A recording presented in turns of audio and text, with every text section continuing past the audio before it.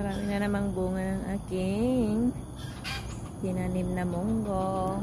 Oh, ayan, para sa Sunday lulutuin ko mga yan, dadalhin ko sa kainan.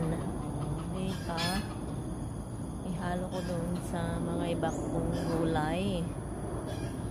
Ayan, at malunggay dagdag ko. At pwede ko rin lagyan ng talbos ng